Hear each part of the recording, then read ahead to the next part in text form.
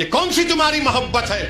یہ ہماری زمین ہے، ہماری جائیداد ہے، اللہ کے نام پر اس کا مالک اللہ ہے۔ تم ہم سے چھیننا چاہ رہے ہو؟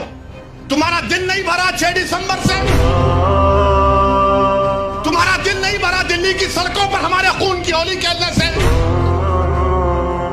تمہارا دل نہیں بھرا ہمارے بچوں کا انکاؤنٹر کرنے سے؟ تمہارا دل نہیں بھرا بلڈوزروں سے ہمارے گھروں کو توڑنے سے؟ تمہارا دل نہیں بھرا ہمارے بچوں کے سروں سے حجاب کھینچنے سے؟ تمہارا دل نہیں بھرا ہم کو اس ملک کی شریعت ختم کرنے کا قانون بنایا، اب تم ہم کو ہمارے وجود کو مٹانا چاہتے ہو؟ خدا کی قسم اپنے وجود کو مٹنے نہیں دیں گے انشاءاللہ تعالی۔ میرے عزیز دوستوں اور بزرگوں، میری آپ سے دبن گزارش ہے کہ مہاراشٹر کے اسمبلی انتخابات آنے والے ہیں۔ میں آپ سے اپیل کر رہا ہوں، جو لوگ وقف کی جائیدادوں کو برباد کرنے آ رہے ہیں، آپ اور ہم مل کر ان کو انشاءاللہ برباد کر دیں گے سیاسی طور پر۔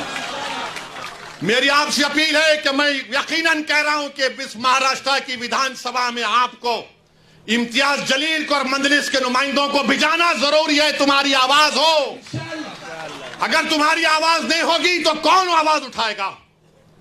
تم نہیں دیکھتے پارلیمنٹ میں کیا ہو رہا ہے؟ تم نہیں دیکھ رہے پارلیمنٹ میں کون پکار رہا ہے دیوانوں کی طرح؟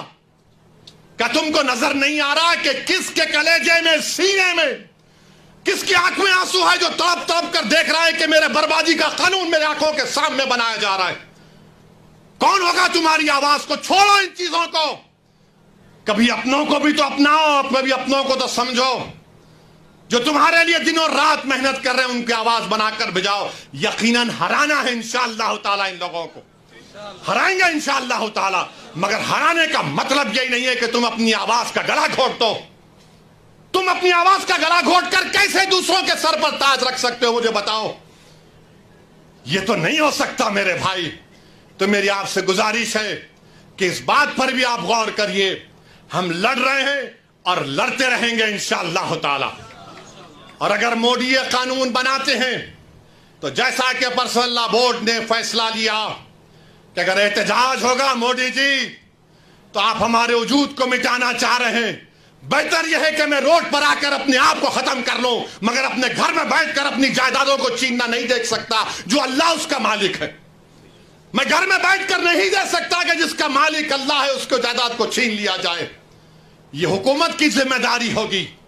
آپ کو اگر قانون بنانا ہے تو روزگار دو، قانون بنانا ہے تو مہیلاؤں کو بچاؤ۔ ارے کیسا ہمارا ملک ہو چکا ہے کہ اجین میں بیچ سڑک پر، فٹ پاتھ پر ایک ظالم شیطان ایک خاتون کی عصمت ریزی کر رہا ہے۔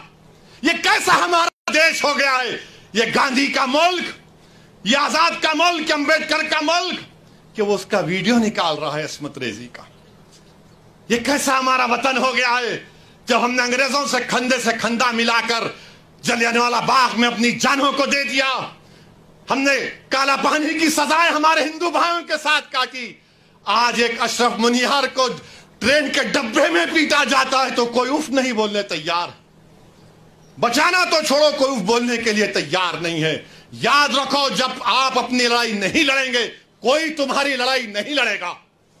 تمہاری لڑائی تم کو لڑنا پڑے گا۔ تم 70 سال سے سوچ سوچ کر دھوکہ کھا چکے ہو کہ کوئی اور ہماری لڑائی لڑے گا۔ نہیں میرے بھائی، تاریخ مگر نام لکھا جانا ہے تو یہ وقت ہے اپنی لڑائی لڑنے کا، یہی وقت ہے اپنے ووٹ سے اپنے نمائندوں کو اورنگ آباد سے بھجانے کا۔ تو میری آپ تمام سے گزارش ہے کہ آپ پرسنل لا بورڈ نے جو آپ کے سامنے بات کہی ہے، آپ جوائنٹ ورکنگ کمیٹی کو اپنے اعتراضات، اپنا پروٹیسٹ ای میل اور پوسٹ کے ذریعے بھیجائیے۔ 15 سپٹمبر آخری تاریخ ہے، اور اللہ سے کثرت سے دعا کریے کہ پروردگار تو ہم کو زندہ رکھ کر یہ نظارے مت دکھا کہ ہماری زمینیں جس کا تو مالک ہم سے چھین لی جائیں۔ اللہ سے ہم گر گڑا کر سربسود ہوئے، سے گر گڑا کر بھیک مانگیں، اتحاد پیدا کریے۔ یہ قانون نہ دیوبندیوں کے مفاد میں ہے، نہ بریلویوں کے مفاد میں ہے، نہ اہل حدیث کے مفاد میں ہے، نہ بوری سماج کے مفاد میں ہے، نہ اثنا عشری شیعہ کے مفاد میں ہے، نہ آغا خانی شیعوں کے حق میں ہے، کسی کے حق میں نہیں ہے۔ یہ صرف اور صرف موڈی جائیدادوں کو چھیننے کے لیے قانون بنا رہے ہیں. اللہ ان جائیدادوں کی حفاظت کرے.